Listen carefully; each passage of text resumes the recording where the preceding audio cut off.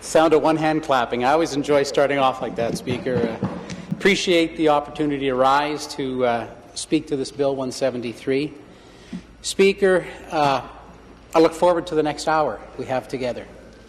I'm looking forward to talking to you, countering some of the things you may have heard, some of the spin you've heard from this government, because time and time again we hear grandiose announcements from this government without any plan whatsoever. And in some cases, there's no intention whatsoever to deliver a plan and to deliver on the results they talk about. We've seen that over and over, Speaker. I'm going to give you a few examples because the 2016 budget is absolutely no different. The contents, again, show that this government is all about shifting your direction one way while they offer a different answer on the other side. That's what it's all about here, Speaker. We call it sometimes the shiny bauble. Look over here at this exciting thing so they can not talk about the things that affect the families the most. Speaker, they're all about aspiration, but never, ever, ever about the actual operation. It's good at giving a promise, but never worrying about the actual details or delivering on that promise. I know that Premier Wynne, when she was first elected, she preached openness and transparency, but she also couldn't shut down the gas plant scandal hearings fast enough the moment they won a majority government. And of course we now know, Speaker, that criminal charges have since resulted from the information uncovered in those hearings that were not finished yet. She made a political deal with the NDP in 2013 to prop up her government with a pledge to reduce auto insurance premiums by 15%, and didn't even get halfway through that target, Speaker, because that stretch goal is what she ended up calling it. So my point again here, Speaker, as we build a base here for the debate we're going to have, is that it's always about aspiration, it's never about operation. Speaker, we saw that again with the Ontario Retirement Pension Plan. The Premier ignored her own internal analysis and advice, and the complexity and the costs began to mount, and the chorus of opposition from job creators began to mount, and even though the Liberals push forward on this as a means to an end, they've now realized they're in over their head and they're delaying implementation by a year, and they've been forced to ask their federal cousins to come in and help them save face. But, Speaker, the Finance Minister has insisted that he'll balance the budget by 2017-18, and we heard today he continues to do so, despite the Financial Accountability Officer stating that in all likelihood he won't. The Premier stood in front of a beer and grocery stores banner last year to announce she was selling off hydro. That's part of the look over here while I'm really doing this over here. In the 2014 election, of course, we remember the Premier promised jobs, not cuts. Well, today we're seeing nurses being laid off by the hundreds across the province. The list of examples about aspiration and announcements versus operation and the details. It's a stark contrast, Speaker. After all three provinces finished touring the province and listening to the people's concerns, the Ontario PC caucus presented three requests for this budget. First was to include a credible plan to make energy affordable in Ontario, and that included the halting of any further sale of Hydro One. Our second ask was to include a plan to properly manage Ontario's healthcare system, including reversing the current and planned cuts to doctors, nurses, and hospitals. And third, we asked for a credible plan, Speaker, to balance the budget. including immediate action to pay down the debt. Our finance minister, showing how absolutely out of touch he is with Ontarians, called these requests a fiscal fantasy world. And in fact, again this morning, in response to my questions, he called it the same thing, Speaker. So, according to the Liberal government, being able to pay your hydro bill each month is a fantasy. Having enough staff and resources in your hospital to provide adequate care, according to the minister, well, that's a fantasy. I call those, Speaker, standards of living that families expect their government to deliver in 2016 and onwards. Speaker, by moving the budget date up 2 months this year, the minister demonstrated the new heights of arrogance this government has ascended to. We know from experience it takes weeks to develop the budget, if not months to prepare it. That includes writing it, translating it, printing it. So, because the budget was delivered last week, Speaker, that means that while your MPPs toured the province, at some expense I might add, holding these pre-budget consultations in Windsor and Hamilton and Thunder Bay and Sault Ste. Marie and Ottawa, and then 2 days here in Toronto, while those consultations were being held to hear from the people, 146 deputations, 100-plus written deputations also, the minister was busy ignoring the people of Ontario because the budget was indeed already written. So last week and the week before, we heard that this year's shiny bauble of distraction was going to be selling wine in grocery stores.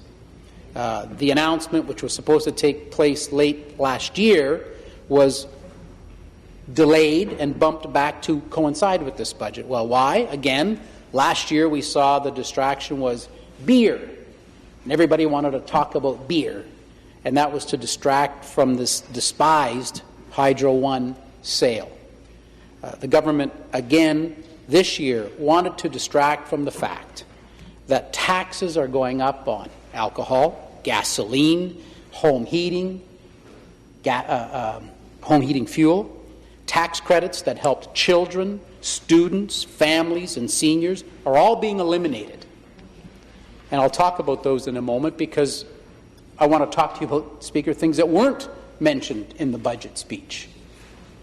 In fact, seniors, Speaker, as I'll talk about in a little bit, will now have to pay almost double for their prescription drugs. That's the vast majority of seniors in the province of Ontario will find their bills doubled.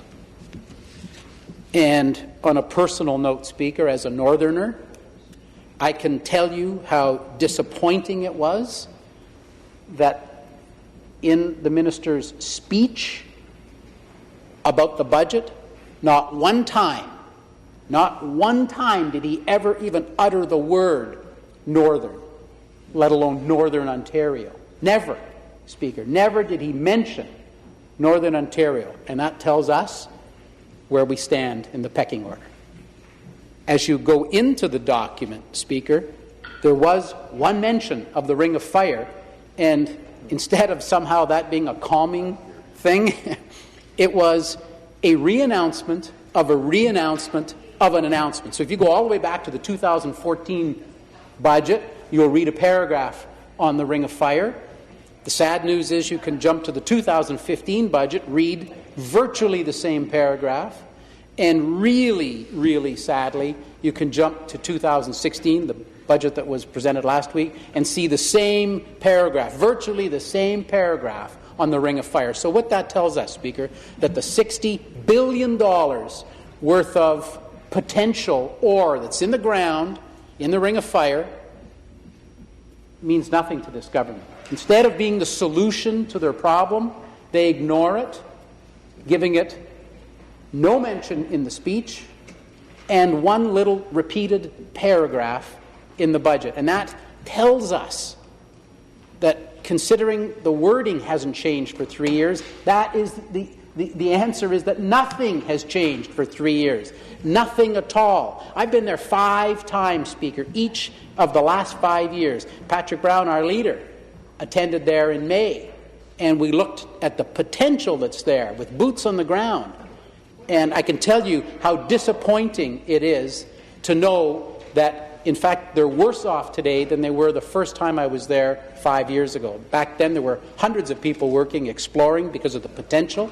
And now there's a half a dozen people, Speaker, because this government has ignored the North and has bungled, absolutely bungled, the Ring of Fire file. So, Speaker, the Win Liberals can deny, delay, delete, and distract all they want.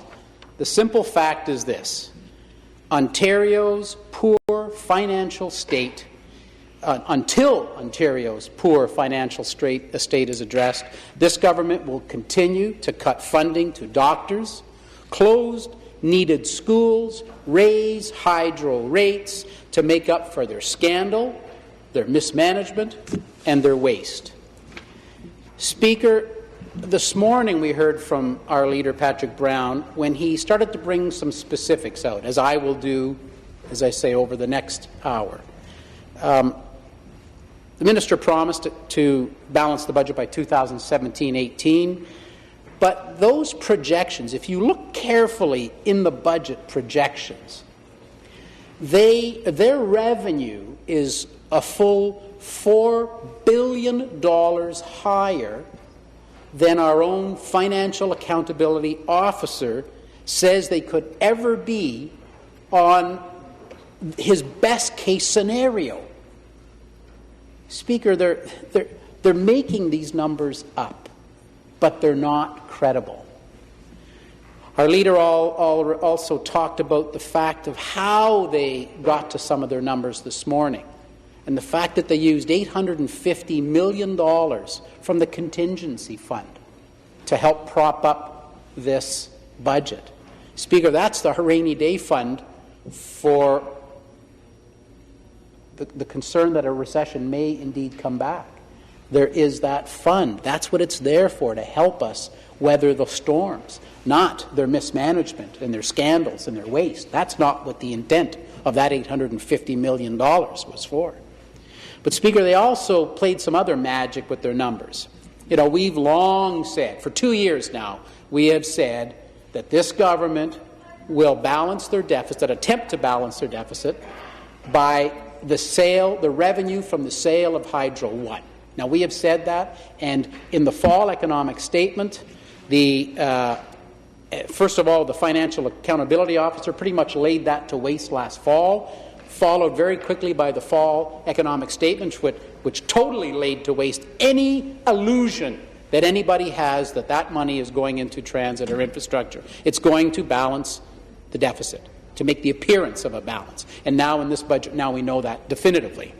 So they've not only taken the one-time $1.1 billion in asset sale revenue, they've also taken the one-time $2.6 billion departure tax. They have put that in the budget as revenue. Speaker, that's never going to occur again. It is why you call it one-time revenue. So it's in there to magically prop up the deficit number. But that does not mean the deficit has disappeared.